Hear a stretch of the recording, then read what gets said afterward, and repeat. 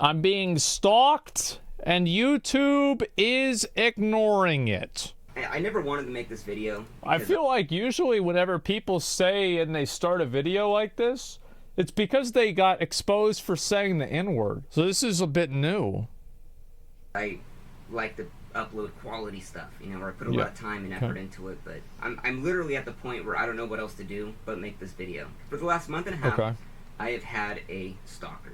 And this stalker has done everything they can to try to destroy my life and my livelihood, which is my YouTube channel. I've received messages nearly every single hour for the last 35 days from this man. And now we're at the point where this man is hour for the last... They gotta get those asylums back open, man. Yeah, they gotta put people back in those padded rooms.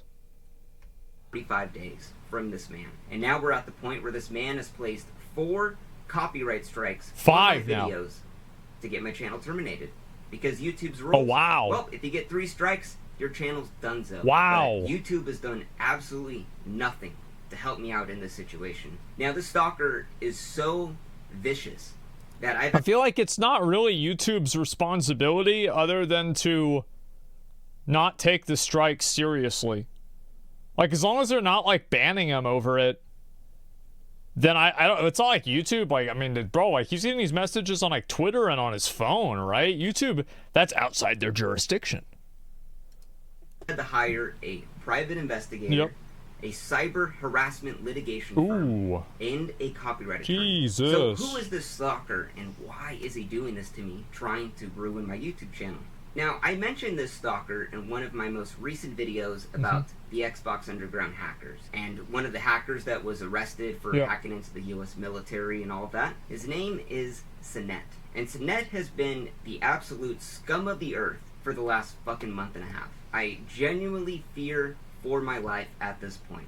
I've had to move out of where I live. I've had to change fucking all of my shit because this guy is just seeping into every personal aspect of my life to try to fuck it up. So just keep this in mind. Sinet is a hacker that pled guilty to hacking into the United States government, and now he is stalking me. So this guy's got the skills to really fuck up my life. So why is Sinet doing this, you might ask? So when I was making this video, I saw that Sinet had done an interview about all of his crimes publicly on the Darknet Diaries podcast. Great podcast, nothing bad to say about it. So because he had done that public interview, I messaged Sinet thinking that he'd be open to do an interview with me. And I sent him a really nice thing stating, hey, I'm just looking to pick your brain about some stuff. But Sinet tells me he doesn't want to do the interview. He wants nothing to do with me, which is fine. Sorry, but just like others, I need to respectfully define your offer, nothing personal. Okay, well that seems fine.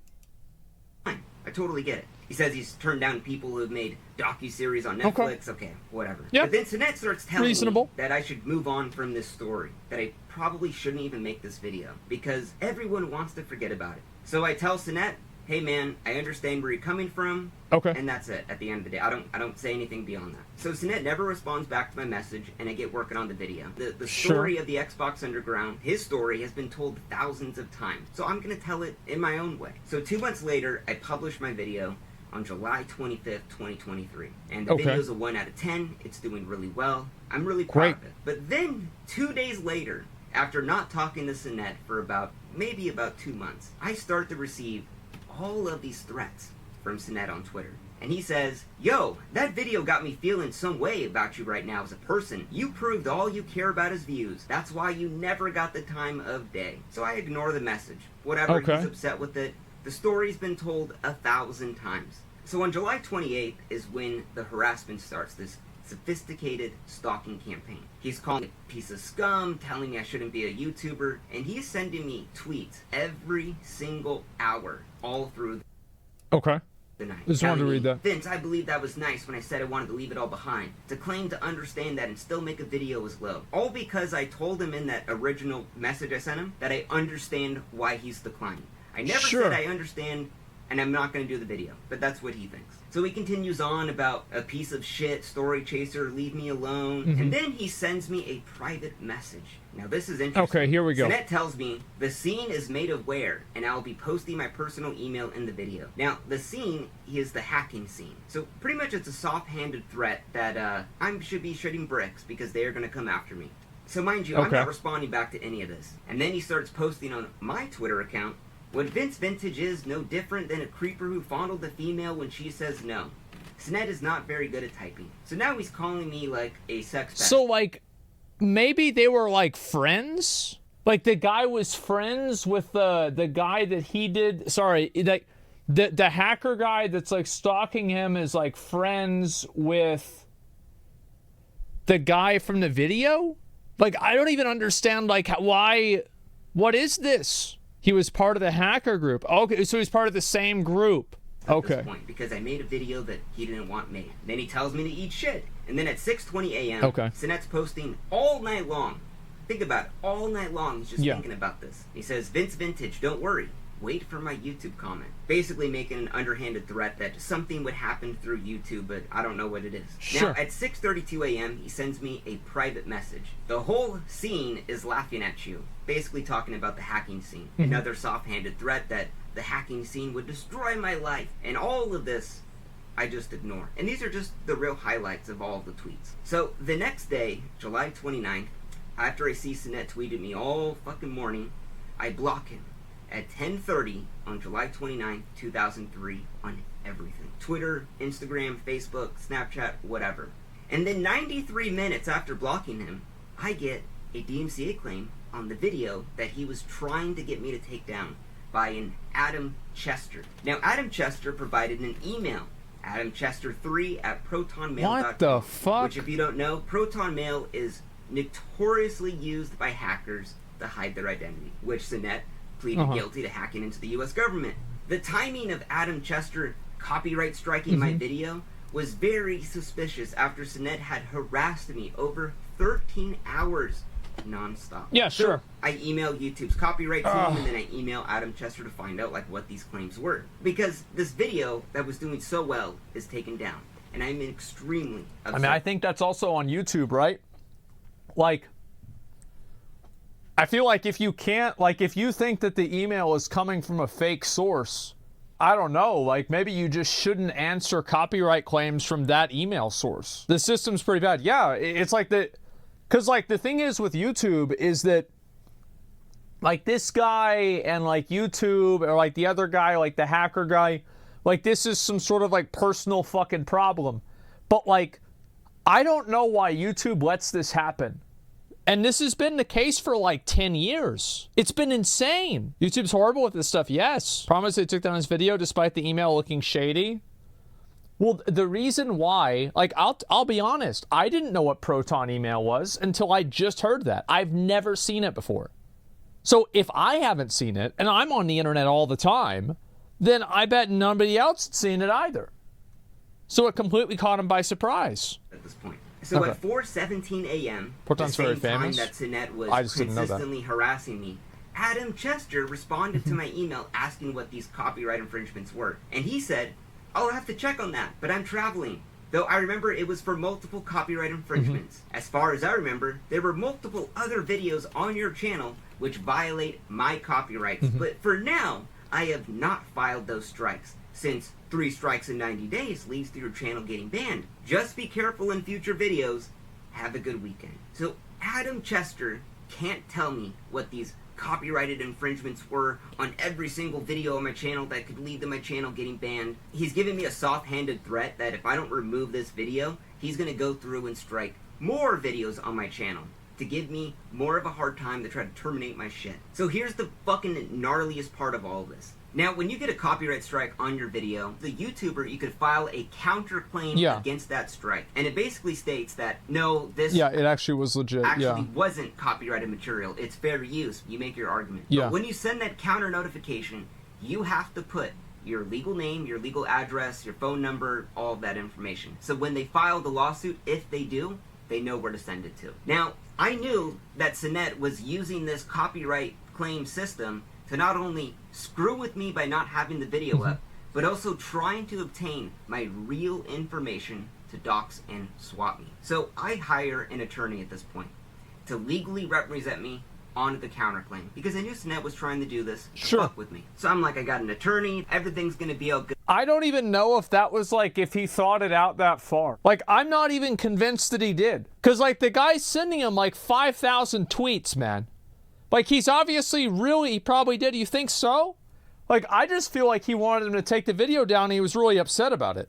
This guy won't know my name. So I put the attorney's name, all of their info on the counterclaim, we fill out the form, we send it out to YouTube. But YouTube does not accept the form with my attorney's name on it. What? YouTube says that I have to provide my legal name tied to my AdSense account. Although the person filing the copyright takedown has to provide no identification, no proof of anything about their fucking identity. So I have to show my full government name to this convicted hacker to file this counterclaim, to get my video back up. That shit's so fucked up to me.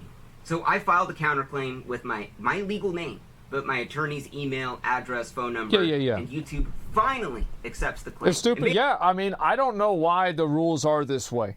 It's like, I want you guys to know that this law was from 1998, DMCA.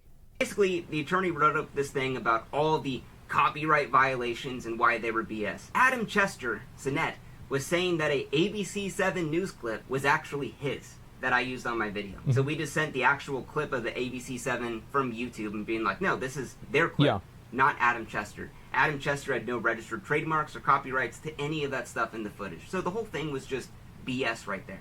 So after I filed a counterclaim that Adam Chester, which is Sinet, gets a copy of, Sinet leaves a tweet directed at me, even though I blocked him on Twitter. And he says, at least he was man enough to pull down the video. However, he was still a bitch. Instead of saying sorry, he pulls the video down and blocks me. How can someone be so asinine is beyond me. So Sinet's playing dumb here. Oh, at least he was man enough to pull down the video, but he's still a bitch.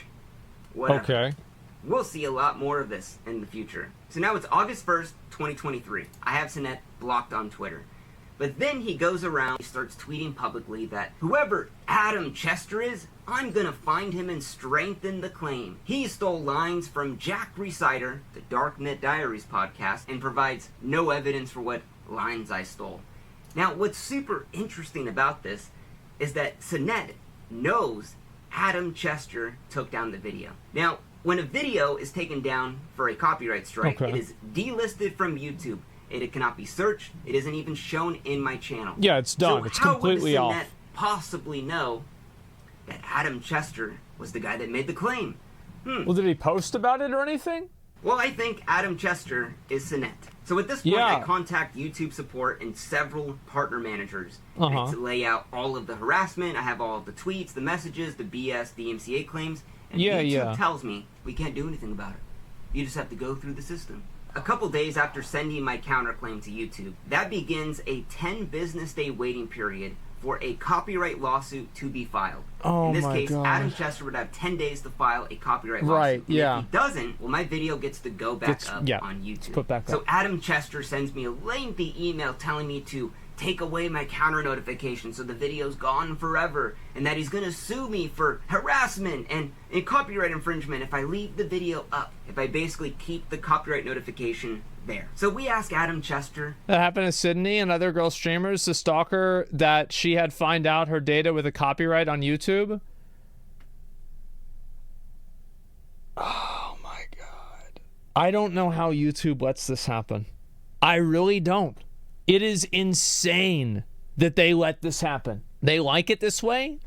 I think that YouTube's policy is always just like, ignore it.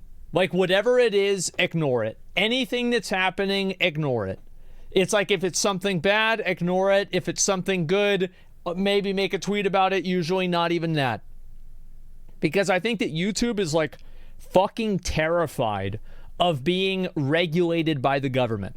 They are terrified of the government looking into some of the things that are on YouTube and seeing how much money they're making off of other people's shit.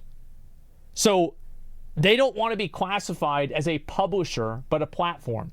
And because of that, they do nothing. for his legal information. And then Adam sends an email back saying, I kindly request that you just withdraw your counter notification. Then he says he can't tell us the details of his legal team. And then he says that all of the claims of all of the copyright infringements is over $1 million USD that I would pay him if I left this video up. And then he continues to say that I keep harassing him. And then he ends the email saying that if I don't want to take down the video, don't even respond back to me because I'm not talking to you anymore. So we just don't respond back to Adam Chester, knowing that I know deep down that this is just Sinet trying to fuck with me. The next day, on August 10th, I don't want to live my life in fear anymore. I'm like, you know what? I'm not going to block this guy like a little bitch. I'm just going to unblock him and just be free. So Sinet sends me private messages 23 minutes after unblocking him. This guy is checking my Twitter non-stop, every day, every minute, to see if I unblocked him. And 23 minutes later, he begins sending me a barrage of messages. He says, I see you unblocked me. Why? Also, FYI, I don't know who Adam Chester is. How would you know? No one can see the video. How would you know who Adam Chester is? Oh! I feel like he probably shouldn't have said that. Like, that's like if you get pulled over by the cops, like, look, I don't know how the heroin got in the trunk. I have no idea. Hey, like, I mean, I'm just driving this car. I'm just borrowing it. Like, I have no idea, guys. But yeah, no clue. Because you are him. Then he says, however, I did have the one on archive removed personally. I don't lie, and I say things for what they are. Now, this didn't make sense for a long time, until yesterday. Now, when the video was taken down from YouTube, one of my amazing subscribers took my video, and they re-uploaded it on the archive.org for others to watch, because you couldn't watch the original on YouTube. So that video, I checked it recently, and it was gone for a DMCA copyright strike claim. And Sinet, in this message, is telling me that he removed it. So he removed the archive.org one, but he had nothing to do with my YouTube channel one. Fucking sure, bro. And then he continues. So he should have talked to the person that uploaded it on archive to see what it said there. With all honesty, Adam Chester could be one of Nathan or Anthony's friends. No offense, but that video was a bit hurtful. So I don't respond to Sinet's message. And then at 3:18 a.m., you know, Sinet's normal operating time, he sends me 2 more. Okay, we can shit on the guy maybe for, like, being an asshole, but, like, I let's not get personal here, okay? 3:18, this is the afternoon. This is normal. These are prime internet hours. He says, what's funny is, I even hinted and said this was old news, and I wanted it dead. So you have control over this story being alive or dead? This man just continues to message me and tells me that he wanted it dead, and he wanted it killed. And then Sinet begins to message me a sob story about how hurtful my video was and how I triggered his PTSD so bad and that the EMTs had to inject him with Ativan. That sucks. So because my video gave you PTSD, you could copyright strike it. So keep in mind, the story that I told about Sinet has been told thousands of times online. So why is my video in particular so hurtful to him to cause his PTSD? Yeah, what is this? And you know what's crazy to think is that all of this stems because I asked him for an interview. If I never asked him for that, this probably would have never happened. So now at this point, with him sending me all these messages and continuing to just harass me, I'm like, I don't know what the fuck this guy's capable of. So I hire a private investigator to do a full, comprehensive background check on Sinet. Because I wanted to find out, could I file a restraining order against him? Could I file a cease and desist? Could I file a fake DMCA lawsuit against him? Does Sinet have any gun permits? Had he committed any violent crimes? And where does he live? Because I don't know what this guy is capable of. So the private investigator sends me a report that is 160 pages long about everything. Fuck! Oh my god! In his life. That Sinet is 37 years old, has no job. He lived at his mom's house, and he just... What are you trying to say? Yeah, what's this dude trying to say? moved into his uncle's apartment that he lives in for free, and that he had tried to commit suicide the year before. Now, normally I wouldn't bring that up, but we're talking about Sinette having nothing left to lose and all of the time in the world to just fucking harass me. Now, because my legal name was given to Adam Chester, who was Sinette, a hacker who pled guilty into hacking into the US fucking government, begins harassing my fiance. Sinette had found my fiance's phone number and began texting her, pretending to be fucking me. Now, because I had Sinette's full background check at this point, I am freaking the fuck out. Yeah. And I know exactly where he lives. I knew that the area code of this random number that texts my fiance, well, it's the same area code that Sinette lives at. What? Really? He didn't even use a burner or anything? Like, what are the odds? Now, let me just give you some facts. My fiance is a school teacher. We've been together for 10 years. She has never had random numbers message her like this. So to have this happen from the same area code, the phone number, all out of the blue, while Sinette's been harassing me for the last month and a half, it's a little weird. Now, at this point, I knew that Sinette was stalking me. It was straight up stalking me. And I don't know what the fuck this guy was capable of. So, me and my fiance move out of our home. We move the fuck out. Because I don't know that this guy that fucking hacked into the government, what the fuck is he gonna do? Because YouTube... I don't think that's really gonna matter, right? I mean, like, because if you move, there's, like, always a record of you moving. Like, I don't know if that's gonna solve it. But, I mean, I don't know. Forced me to give my fucking name to him. This is what's going on in my life. And just keep in mind, this all stemmed from me asking for an interview. Now, days later on August... Yeah, I think this puts it in perspective. He hacked into the government. Think about that. He didn't even use a burner, and the guy was able to bypass governmental shit. Yeah, there's probably like are you from the government? Yes. Okay, here's the classified data. You want me to send it to that Hotmail address? Okay, and just to confirm, you are from the government. Yes, I am from the government. Just like, okay, there you go. 21st, my video that was copyright strike goes back up. Right. And while my video was put back online, it was reset in the algorithm, basically just hurting me financially at this point. Yeah, sure. And while I did feel happy the video was back up, I knew in the back of my head that Sinette was going to copyright strike another video. Would it be the same one? Would it be a different one? I kept checking my YouTube studio every 30 minutes. I literally could not sleep. I just knew Sinette was going to get enraged and just copyright strike more videos. And just trying to get me to fucking delete that video. And that's exactly what happened. So, just a couple days later, I get another strike Could have expected on one that. of my biggest videos of all time. And the copyright holder, the claimant in this one, was Jake Turner. Now, Jake Turner didn't have a Google account either. He had, once again, a Proton Mail account. JakeTurner91 at ProtonMail.com. Now, let me be clear. Proton Mail is super niche. No one uses it. So why would it be two people that both have copyright claims against all of my videos happen to also have the same super niche hacker email service? What are the odds of that? So I'm like, okay, whatever. You know what? He wants to play this game. Let's do it. So now it's not Adam Chester. Oh, God. It is Jake Turner now fucking with me. Now, I'm on the phone with the attorney the next day, and I'm about to prepare a cease and desist against Sinette, because I don't know what else to fucking do. I've tried going through YouTube. I've tried doing all this shit, and just nothing's getting done. And then I get another strike on one of my biggest videos. So, like, if he gets 3 strikes, like, doesn't that shut his channel down? Like, that's what I'm kind of curious about. All time. And I'm, like, devastated at this point.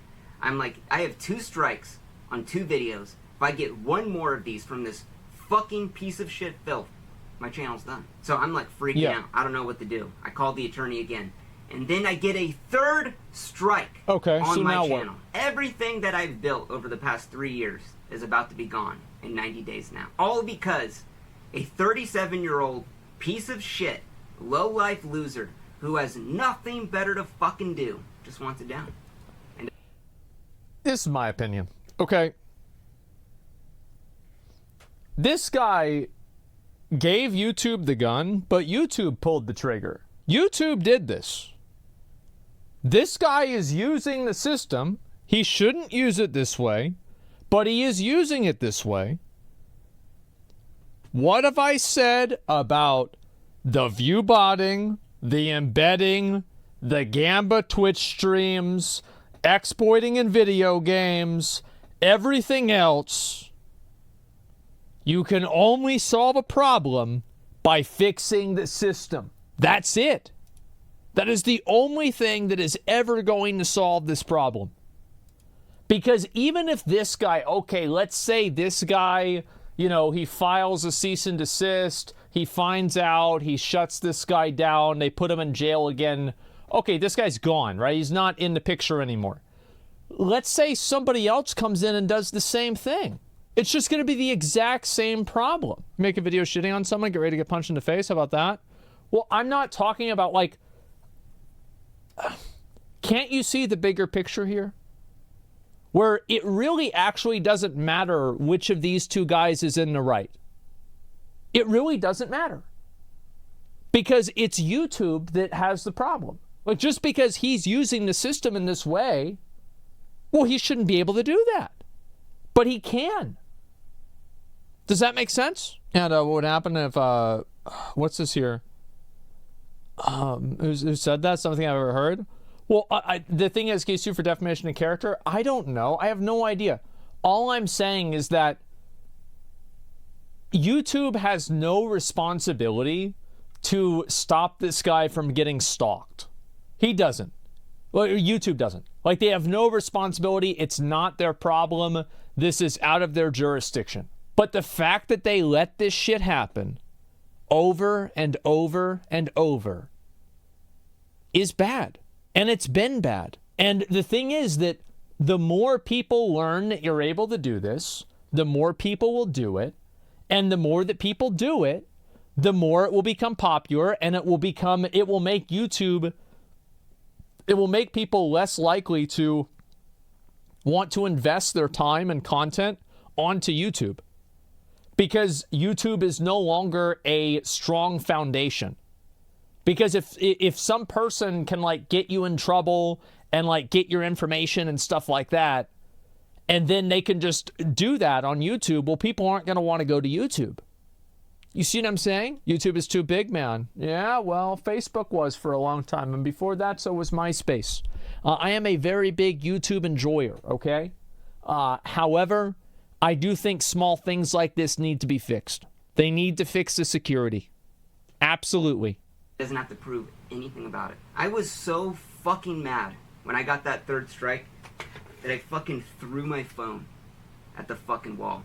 I was so fucking mad. I've been dealing with this for over a month and a half. See, that's why you have an OtterBox case. Is like you could throw the phone I could throw my phone at the wall. It wouldn't even matter. Wouldn't even crack it. OtterBox, just send me 10,000. Yeah, just send me 10,000 for that. You know, YouTube's consistently told me just... It felt so good. Oh, I remember it did. It does. It really does. I broke a flip phone. I remember I had a fucking... I was dueling somebody in Wrath of the Lich King. I was in Burning Crusade even. And I had my flip phone go off, and I hated this fucking phone. And it did like the little beep for low battery. I took the bitch, and I fucking bent it backwards, the flip phone, and I bent it back and forth until it came apart into two pieces. And then I went like King Kong, and I was just like this. And I threw each piece on each side of the wall. Bro, I felt like a goddamn gorilla. But it felt so good. Wait 10 days. But the problem is when my next video goes up, it's going to be copyright struck like that.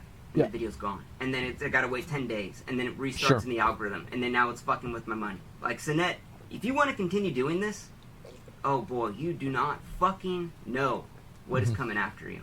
I've already filed a fucking FBI report against your ass. I've already hired a private investigator to find out where you fucking live. I've already hired a cyber litigation stalking fucking firm to protect myself against your creepy ass. And a copyright attorney, unless you want to pull any shiesty shit like that. Do not fuck with me. I will fuck with you so much harder than you ever could fucking dream. You thought the bar of soap in the prison was bad? Oh, fuck. You don't even know what the fuck's coming for your ass. And I told you to stop multiple times, and you continued to do this. And I tried handling this. By the way, I would never advise somebody to tell anybody any of this. I am always the kind of person, don't tell people what you're going to do. Just do it. Guy's showing his ego? Well, I mean, like, from his perspective, right? He's being stalked and harassed. Like, you can see why he feels this way, right? Yeah, like, I can see why he'd feel that way. For sure. Privately. But just like a big fucking cockroach. Yeah, he's really upset. Sometimes you gotta pull back the curtain and shine the light on it to get it to scatter up with the wall. Now, what's the craziest thing about this is, like, I am so thankful to be in a position where I could afford to get help like this. You know, to pay for a private investigator, pay for the attorneys. I literally couldn't imagine if I wasn't in that situation what to do. You know, the thing I love to do the most is, like, I've had a lot of jobs in my life. I've done a lot of things. And YouTube videos are like, it's like the greatest thing ever, you know? Absolutely love it. I love making the videos. I love putting in all the work, the writing, the animating. I love it. I would never, ever change it. And what's upsetting to me is that this situation has taken away my resources and time from making more YouTube videos that I love. It's the one thing I truly love to do. And I can't do that right now because my entire world is consumed by this. If I was to re-upload another video, Sinet would do this again. And he's probably going to do it on this video. So get this video, download it, and re-upload it when he does it. Re-upload it, because he's going to do this. YouTube, I don't know what to do. You've absolutely done nothing to help me out, and it makes it really hard for me to spend hundreds of hours making a video only to have some loser fuck in his basement with no job, living in his mom's house at 37, just take it down. And it's really demotivating at this point. And I'm at the... I think this is actually a really big problem for YouTube. It actually is, because, like, if people feel like they can lose all of their stuff on YouTube, that's one of the reasons why people leave Twitch and go to Kick or Rumble. Or YouTube, for that matter. It's because, like, nobody wants to accidentally have a mistake happen on stream where, like, they accidentally show a dick for, like, 1 second and then they lose their channel. Or somebody reports them for sexual content and then Twitch reviews it and says, oh my God, they're broadcasting porn, and they get banned. So do you see what I'm saying? Like, if people feel like they're building a castle on sand, they will start moving to other platforms. Do you see what I'm saying? How do you accidentally show your dick on stream? I didn't mean show your dick. I mean show a dick, right? Somebody links you a picture. Hey, look at this. It's a GIF. And then, you know, it's a picture of a boat. And then 3 seconds, then it's a picture of a dick, right? Like, come on. It's the oldest trick in the book. Point where I'm prepared to spend more money to take this guy to court. Speed was a special circumstance. A very special circumstance. To get injunctions, to get harassment, you know, restraining orders. I don't care. Yeah. So, end of the day, I just want to make more videos, and the stalking thing has just absolutely consumed my life. So, as of right now, I'm going to be honest, I'm running out of solutions. So just make sure to download this video and re-upload it, because Sinet's going to probably take it down again. Yeah, I don't know, really. I mean, this is the video that got re-uploaded. It has 1.9 million views. That's a pretty good amount. Like, here's the thing, right? This is a systematic problem. Whether this guy and this hacker have, like, this feud or whatever the fuck, I have no idea, right? I don't know. I don't understand it. Like, it seems like kind of the guy is in the wrong. I don't know what he was talking about. But the fact that you can do this is fucking crazy. It's absolutely fucking insane that you can just do this on YouTube, and then YouTube sends your information to some random fucking potentially malicious person. And apparently this has been popular for multiple other people. YouTube doesn't care. Yes. This is insane. It's absolutely fucking insane. Yeah, screw it. Yeah, exactly. Should have respected the hacker wanting to leave it dead. The hacker went crazy and should not be allowed. I don't know. Like, I don't know what the story was. This is what I've said about this topic like 100 fucking times. Is I don't really care about the individual situation. I care about the system that produces those situations. Because until you change the system, you're going to keep getting these situations. And it doesn't matter whether it's this weird hacker guy, some stalker for a female streamer, some random other person who's mad, some just mental institution person who just somehow managed to get off the facility. Who the fuck knows? System is derived from individuals, though? No, it's not. It's derived from a, and if it was derived from individuals, that means it would have been stopped. Yeah, giving away private info to random crypto or hacker email to get your copyright back is wild. Yes, it's insane. Absolutely fucking insane. This streaming platform problem is just too much. Yeah, it's crazy how bad it is. I don't see the downside of YouTube not trying to fix this problem. Here's what I think their downside is.